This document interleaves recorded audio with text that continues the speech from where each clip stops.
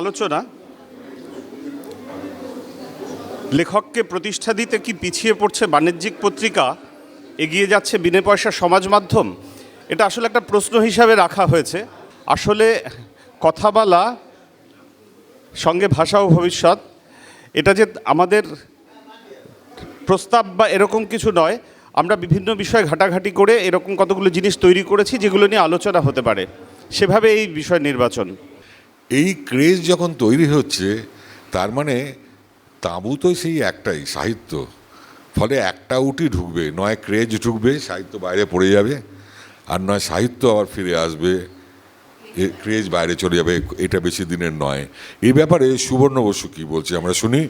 সুবর্ণ একটা বড় পত্রিকার সঙ্গে যুক্ত আছে, সুবর্ণ কিছু বলতে পারবে আশা করা যায়।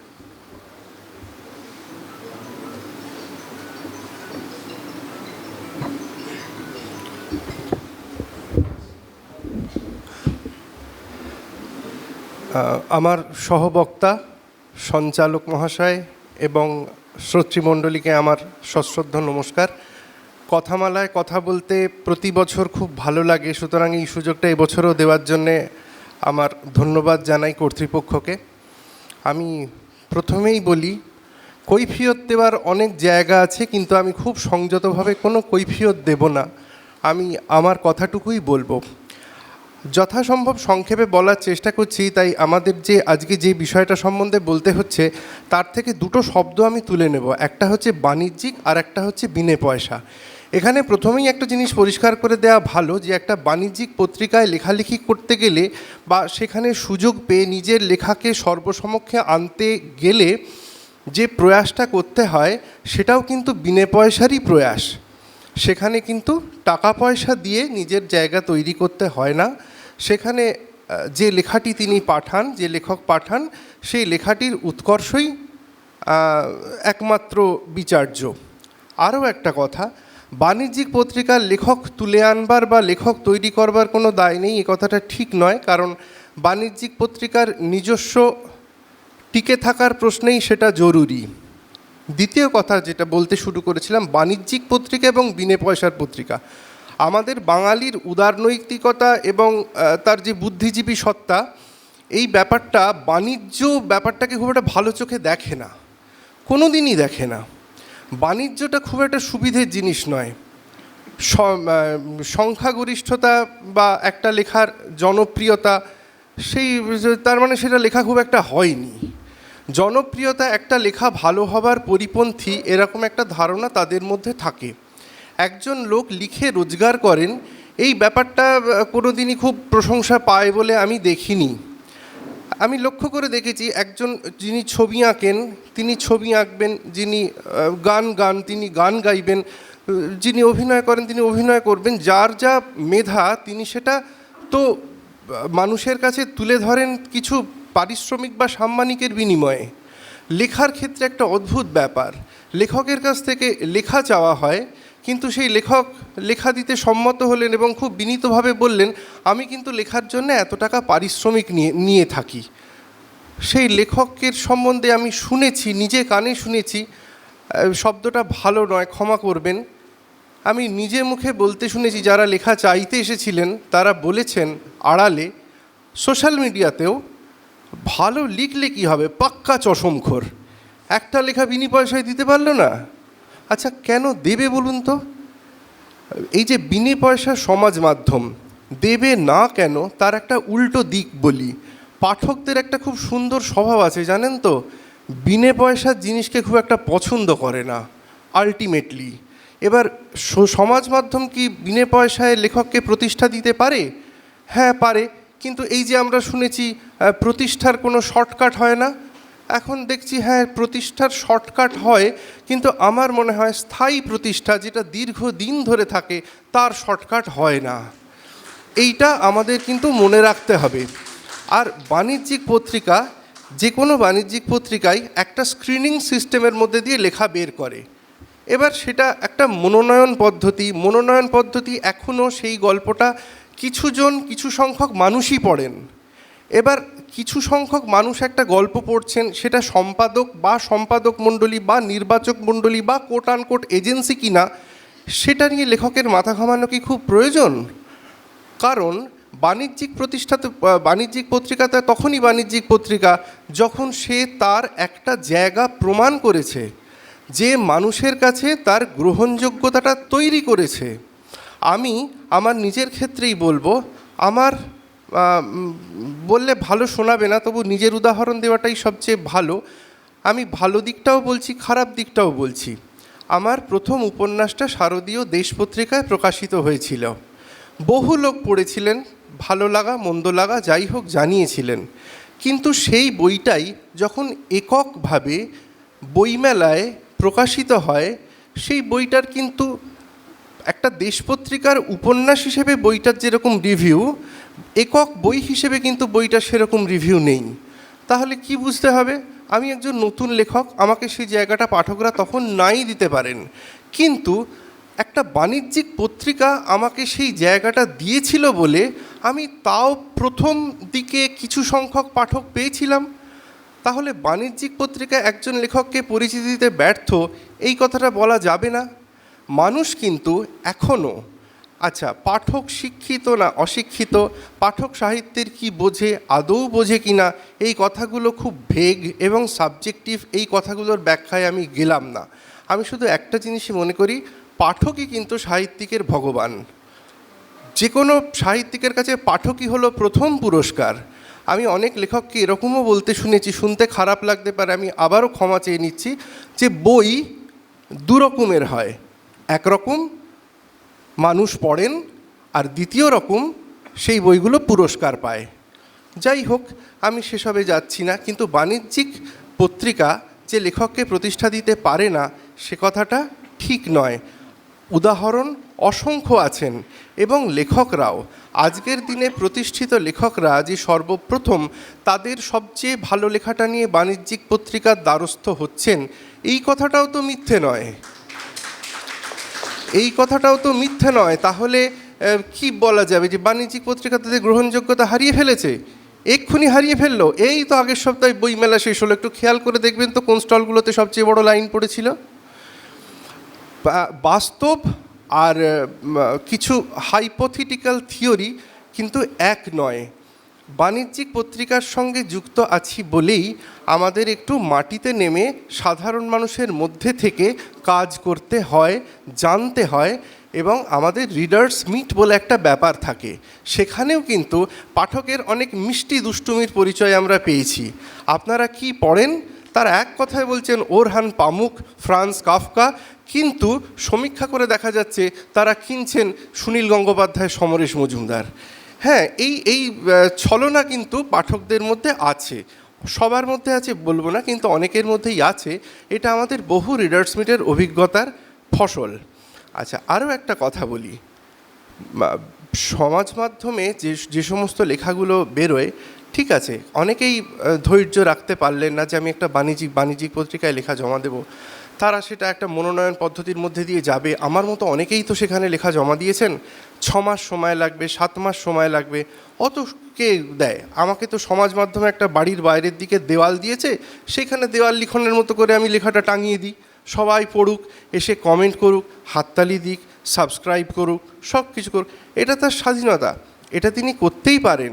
কিন্তু একটা কথা আমি বলবো, যে ফ্রি কন্টেন্ট করে আপনার লেখাটাকে, আপনার লেখা আপনার মেধার ফসল, সেটাকে কিন্তু ফ্রি কন্টেন্ট করে দেবেন না।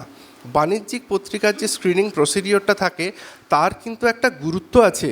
সেই গুরুত্বটা হচ্ছে, আমার লেখাটা প্রথমে একটা বন্ধ ঘরে 4-5 জন মানুষ পড়ে দেখলেন, তাদের মনে হলো লেখাটা ভালো নয়, তারা লেখাটা আমাকে ফিরিয়ে দিলেন। তাদের মনে হলো লেখাটা ভালো, তারা সর্বসমক্ষে প্রকাশিত করলেন।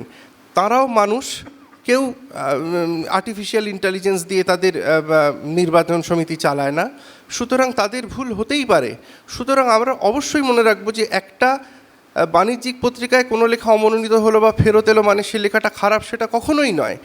একটা মুহূর্তে কিছু সংখ্যক লোকের সেই লেখাটা ভালো লাগেনি, তাতে কিছু এসে যায় না। আপনার লেখার প্রতি আপনি নিজে বিশ্বাস রাখুন, কিছু সময় ফেলে রাখুন, আবার পড়ুন, দেখুন সেটার কোনো সংশোধন প্রয়োজন আছে কি না, তারপর সেটা নিয়ে কিছু সংশোধন প্রয়োজন থাকলে করুন, না হলে আবার অন্য কোথাও সেই লেখাটা নিয়ে চেষ্টা করুন। অনেক বড় বড় লেখকের লেখা প্রথমে প্রকাশক সম্পাদকরা বুঝতে পারেননি, কেউ এক সময় বুঝতে পেরেছেন, বই ছেপেছেন, তিনি বিশ্ববিখ্যাত হয়ে গেছেন। জে.কে. রাউলিংয়ের উদাহরণ।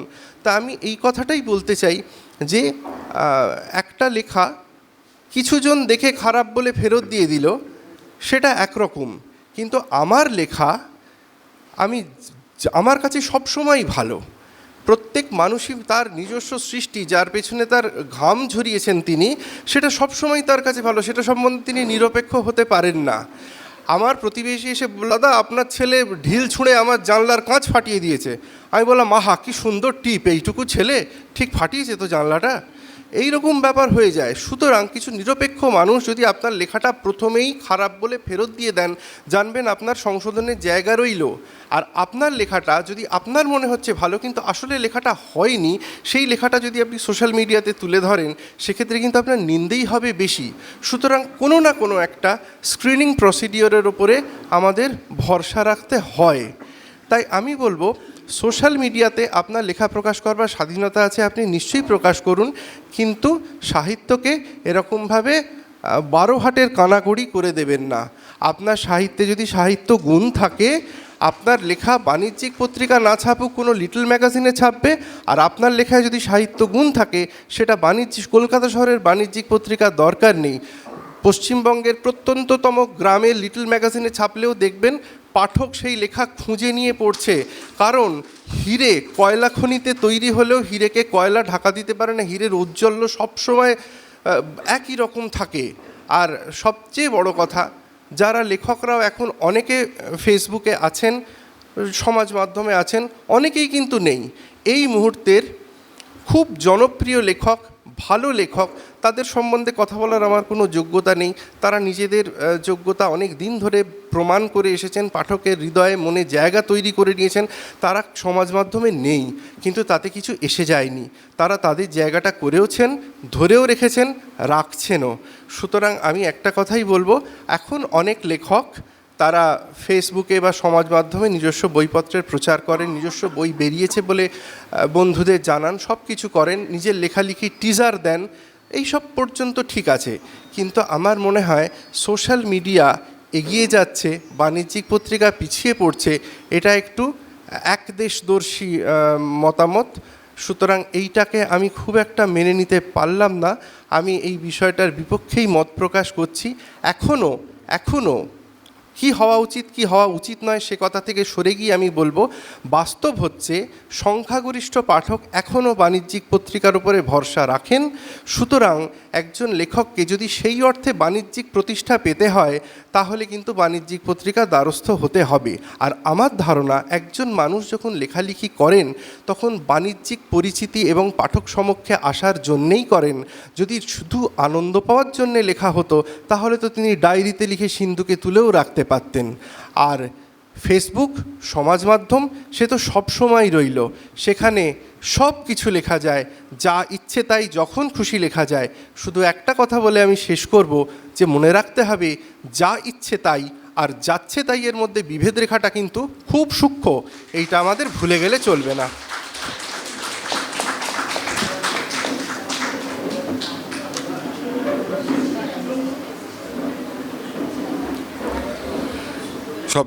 সুবর্ণ বেশি সময় নেবে না আমি জানতাম, কেননা ও তো এমন একটা কাজের সঙ্গে জড়িত, ও বেশি লিখে ফেললে বাদ দিয়ে দেয়, কম লিখে ফেললে তাকে নিয়েও চিন্তায় পড়ে যায়।